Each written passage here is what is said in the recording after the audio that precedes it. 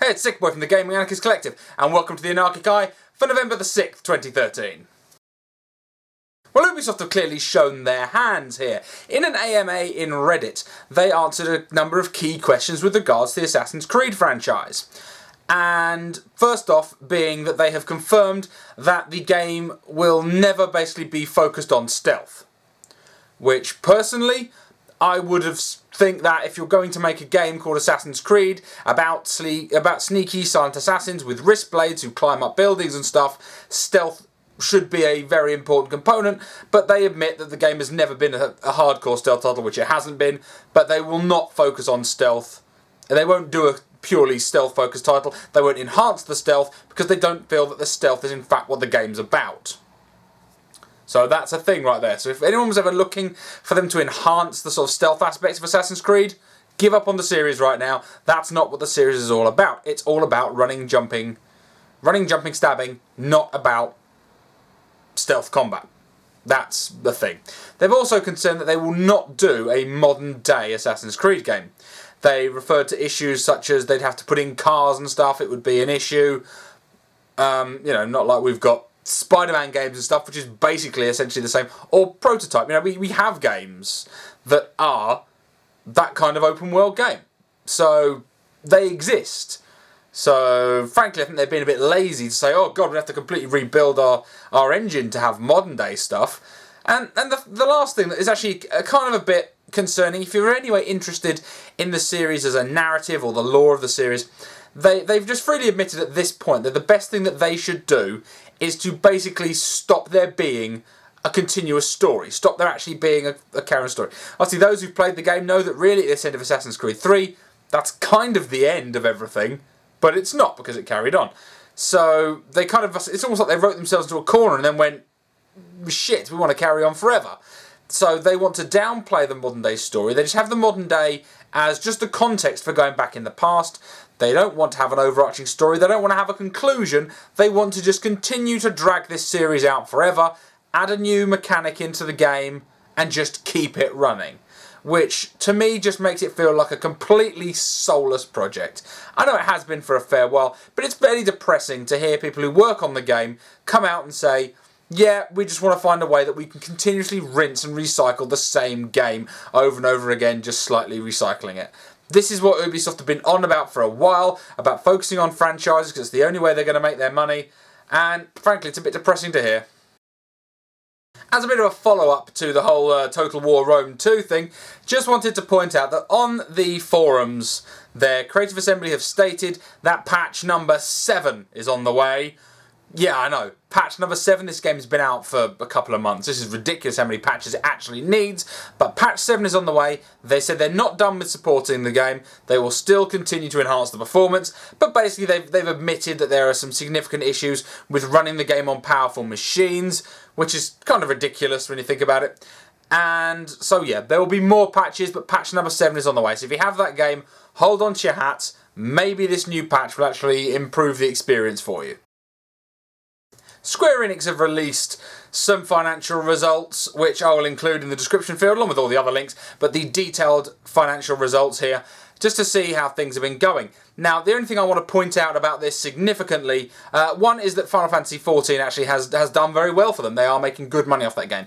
But the main issue I wanted to bring up was what their focus on growth and on changing the company is going to be. Now, this is something that people have known about for a long time. I and others have talked about it. Now, they're foreign developers, which will be actually the company, which are the IDOS. Basically, IDOS Montreal most predominantly, obviously all of those companies, all of those development houses, they are going to be encouraged to switch their focus from fixed price titles, meaning AAA full price games, to online variable income based titles, free to play. So, the Nosgoth abomination, the absolute destroying of the Legacy of Kain series, turning it into a fucking free-to-play shooter, is not the first, and it certainly won't be the last. So that's how they're looking to make their money now. Because they invested so heavily in games like Tomb Raider, and they didn't get the return that they needed, they're clearly looking to invest more in games that they will continue to rinse you for price. Because that way they feel that they will actually get more money from the consumer. So they're expecting you, in essence, to spend...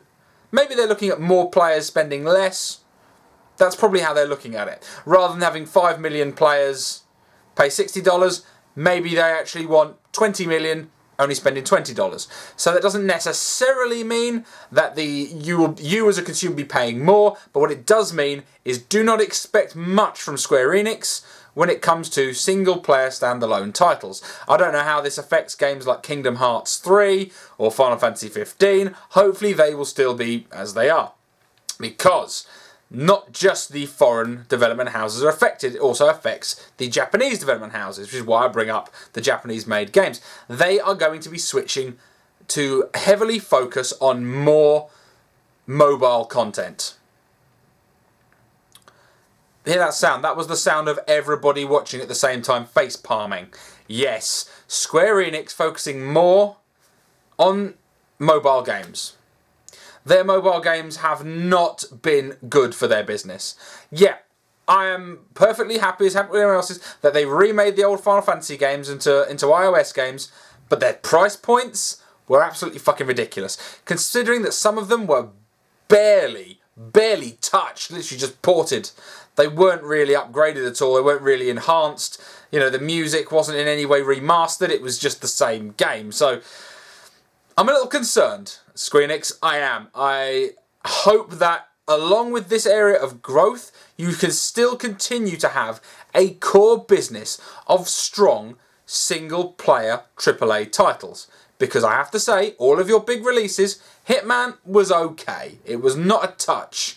I'm afraid I did not do the job that they did on the previous games. It's not as good. I did not enjoy it as much. But it was okay. Tomb Raider, enjoyable. Sleeping Dogs, really good, actually. A really good title.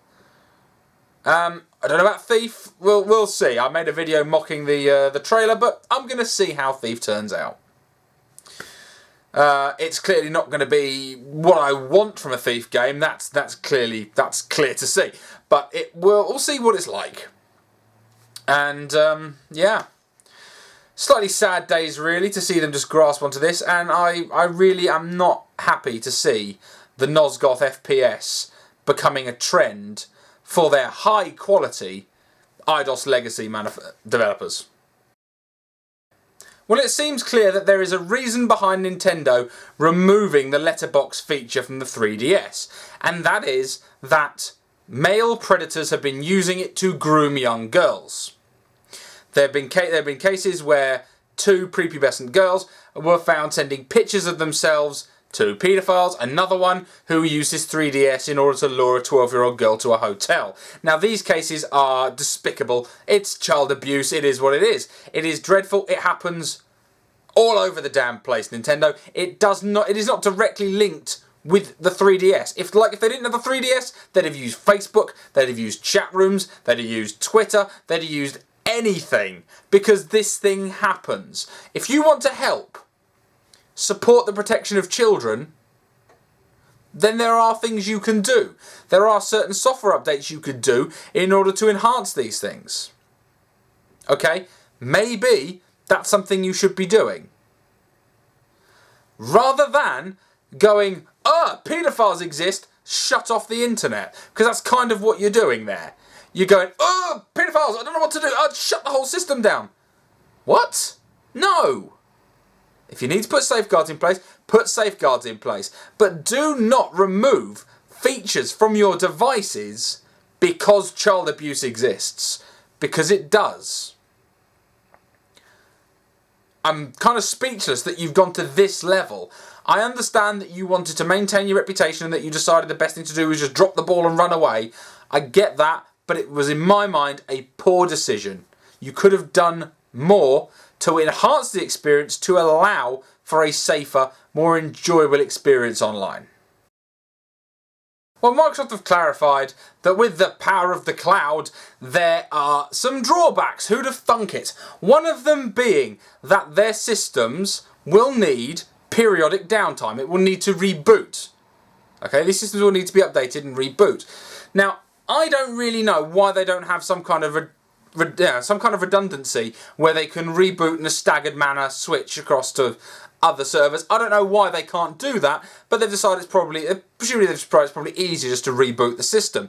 That will mean that if you are playing a game that is connected online to the cloud, now bear in mind that cloud processing is meant to be the future for all gaming, they're saying that that will obviously sever your connection to the cloud and will presumably boot you out of your game. Now, I'm in kind of two minds about this, because at first the story was going around that it'll make your Xbox One reboot. That's not true. It does not reboot your Xbox One. What it will do is shut down the server that your game is on. There isn't some kind of migration. I mean, if it was me, if I was going to design this system and they have the thousands of servers running for the cloud that they say they do, you would run some kind of cascade. You'd have some redundant servers, you have some redundant machines, and you have a cascade. So whereby they reboot, literally, migrate, reboot, migrate, reboot, migrate, reboot, and do it all over. And if it needs to go over the course of a number of days, then do that.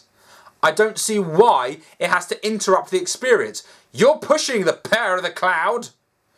I don't see why you can't sort that out, because that is some shoddy crap. If you want to start migrating to purely online gaming, which frankly I only see the benefit of when it comes to large multiplayer games, because small death matches, hell, peer-to-peer or a couple of dedicated servers would be fine, and frankly your hardware should be good to run any game locally.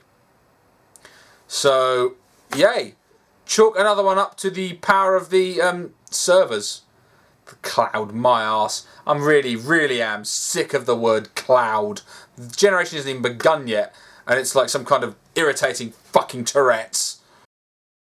In some amusing news, Bobby Kotick, CEO of Activision Blizzard, who came out a little while ago, once Grand Theft Auto 5 smashed Black Ops 2's launch sales record, he came out and said he looks forward to taking his title back and outselling GTA 5. Now, I said at the time, that is laughable that they think they're going to do that.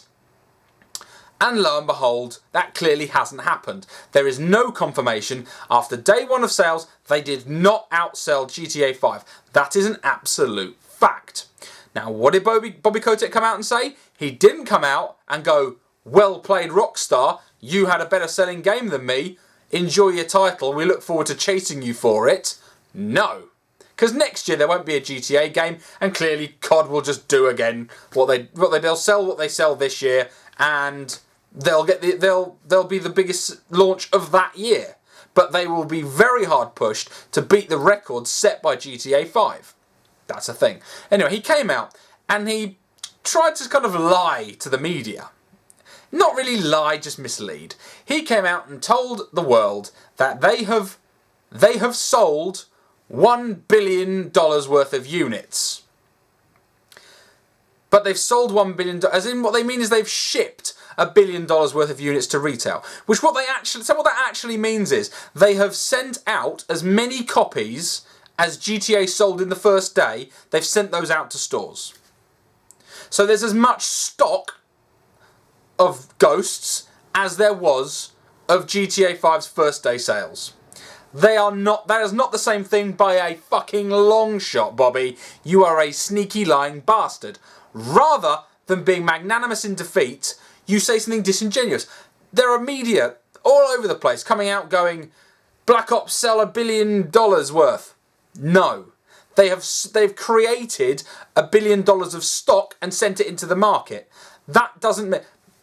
Okay, as a man, I have a penis that could fit into every vagina in the world.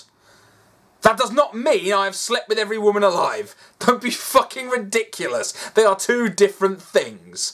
Don't be a complete and utter knobhead and say just because you have something on offer that it's actually happened. Incidentally, my dick is not on offer to every woman in the world, just to put that out there.